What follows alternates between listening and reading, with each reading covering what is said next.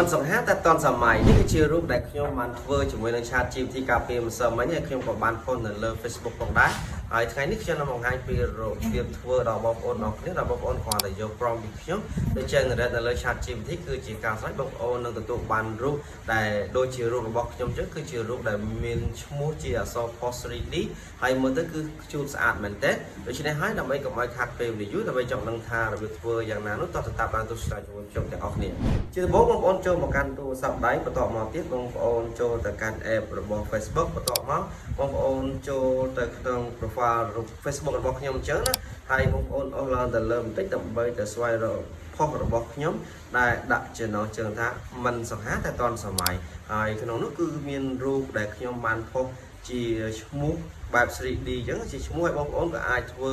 ដោយដែលខ្ញុំបានធ្វើដែរជាមួយនឹង Chat GPT តែបងប្អូនដាក់រូបបងប្អូនហើយនឹងសរសេរជាឈ្មោះរបស់បងប្អូនមកគឺវាចេញនៅទម្រង់បែបស្តៀងគ្នាអញ្ចឹងបងប្អូនគ្រាន់តែចូលក្នុង comment មកបន្តមកទៀតបងប្អូនចុចទៅលើ prompt ក្នុង channel Telegram របស់ខ្ញុំបងប្អូននឹង load ទៅ Telegram channel របស់ខ្ញុំហើយបងប្អូនគ្រាន់តែឃើញរូបរបស់ខ្ញុំនៅក្នុងហ្នឹងហើយនៅក្នុង channel ហ្នឹងគឺមាន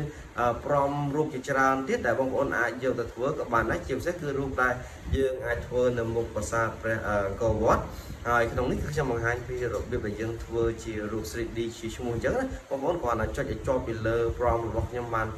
ដាក់ចូលនៅក្នុង channel ហ្នឹងបងប្អូនយកពាក្យថា copy បន្តទៀតបងប្អូនចេញពី channel Telegram របស់ខ្ញុំបងប្អូនចូលទៅកាន់ Chat GPT ដើម្បីយើងទៅ generate រូបភាពដែលមានជារូប post អក្សរ 3D ដូចខ្ញុំអញ្ចឹងជំហានដំបូងបងប្អូនដាក់រូបរបស់បងប្អូនមួយមកបន្តមកទៀតបងប្អូនផាសនៅ prompt ដែលខ្ញុំបានដាក់ក្នុង channel Telegram ហ្នឹងបន្តមកបងប្អូនកែឈ្មោះកន្លែងនេះ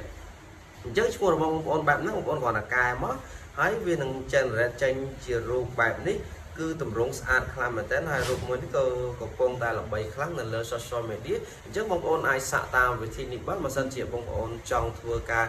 generate រូបភាពដូចជារូបខ្ញុំអញ្ចឹងហើយមិនត្រឹមតែប៉ុណ្ណោះបងប្អូនអាចយកព្រមរូបផ្សេងទៀតដែលកំពុងតែល្បីនៅលើ social media ផងដែរអញ្ចឹងវីដេអូនេះក៏ឈានចូលដល់ទីបញ្ចប់កុំភ្លេចចុចតាមដានខ្ញុំដើម្បីទទួលបានវីដេអូចែកម្លែកបន្តទៀតបាទអរគុណជួបគ្នានៅវីដេអូក្រោយ